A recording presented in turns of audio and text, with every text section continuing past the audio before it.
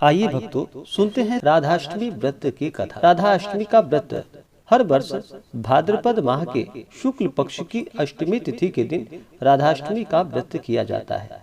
इस दिन राधा रानी के जन्मोत्सव के रूप में इस दिन को मनाया जाता है। श्री कृष्ण जन्माष्टमी के 15 दिनों के बाद अष्टमी को ही राधा जी का जन्म हुआ था। इस दिन राधा जी का विशेष पूजन करने से अनंत गुना पुण्य फलों की प्राप्ति होती है। यह व्रत सभी प्रकार के पापों को नष्ट करने वाला है और इस लोक में और परलोक में सुख को देने वाला है। तो बोलिए प्रेम से भगवान श्री कृष्ण की जय, राधा रानी की जय। राधाष्टमी कथा के अनुसार राधा माता जो कि गोलोक में श्री कृष्ण के साथ रहती थी, एक बार श्री कृष्ण भगवान को गोलोक में राधा रानी कहीं नजर नहीं आई। कुछ देर बाद कन्हैया अपने सखी विराजा के साथ घूमने चले गए। यह बात जब राधा रानी को मालूम हुई तो उन्हें बहुत गुस्सा आया और वो सीधे कन्हैया के पास पहुंची। वहां पहुंचकर उन्होंने श्री कृष्ण को काफी भला और बुरा कहा। राधा रानी का यह रवैया भगवान कृष्ण के प्यारे मित्र श्री दामा को बिल्कुल भी अच्छा नहीं लगा। श्री दामा ने उसी वक्त बिना कुछ सोचे समझे राधा रानी को पृथ्वी पर जन्म लेने का श्राप दे दिया। राधा को इतने गुस्से में देखकर कृष्ण भगवान की सखी विराजा भी नदी के रूप में वहां से चली गई। राधा ने श्री दामा से श्राप पाने के बाद उन्हें राक्षस कुल में पैदा होने का श्राप दे दिया।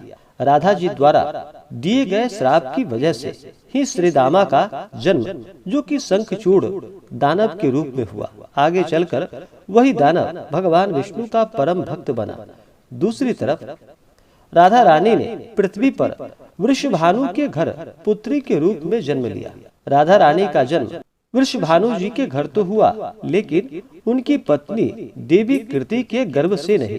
दरअसल जिस समय राधा मैया और श्री दामा ने एक दूसरे को श्राप दिया था, तभी भगवान श्री कृष्ण ने कहा था कि राधा, आपको वृषभानु जी और देवी कीर्ति की पुत्री बनकर पृथ्वी पर रहना होगा।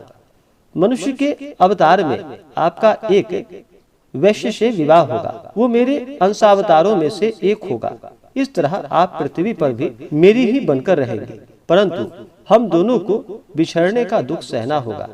इसके बाद श्री कृष्ण भगवान ने राधा जी को मनुष्य योनि के रूप में जन्म लेने की तैयारी करने के लिए कहा। संसार के सामने वृषभानु जी की पत्नी गर्भवती हुई। जिस तरह एक बच्चा दुनिया में आता है, ठीक वैसे ही देवी कीर्ति का भी प्रसव हुआ था। लेकिन असल में राधा माता का जन्म देवी कीर्ति के गर्भ से नहीं हुआ था।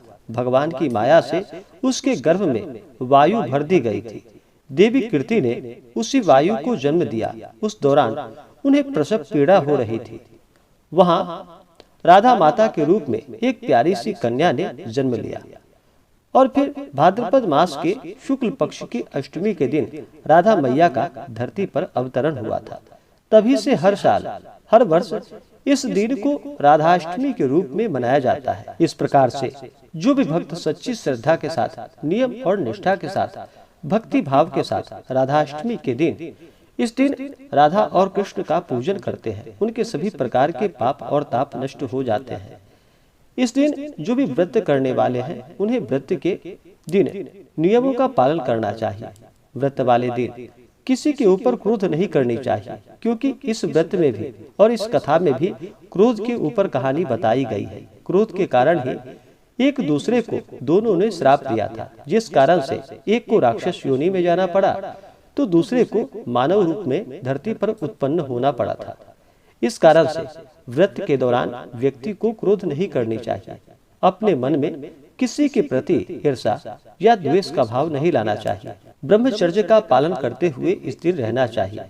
तामसिक वस्तुओं का प्रयोग बिल्कुल भी नहीं करनी चाहिए। मांस, मदिरा, लहसुन, प्याज आदि का त्याग करना चाहिए। शुद्ध और सात्विकता का पालन करते हुए, धर्म का आचरण करते हुए, जहाँ तक हो सके दान पुण्यों का कार्य करना चाहिए। इस दिन पूजन में राधा माता का पूर्ण 16 श्रृंगार करके इनका पूरे विधि विधान के साथ पूजन करना चाहिए। जल, पुष्प, अक्षत, धूप, दीप आदि से पूजा करनी चाहिए।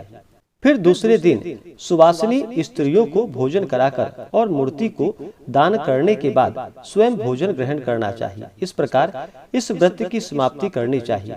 इस प्रकार जो भी भक्त विधि पूर्वक श्रद्धा से यह व्रत करने पर मनुष्य योनियों से मुक्त हो जाते हैं एवं इस लोक और परलोक में सुख को पाते हैं। मनुष्य व्रत का रहस्य जान लेता है और फिर राधा परिकरों में निवास करता है।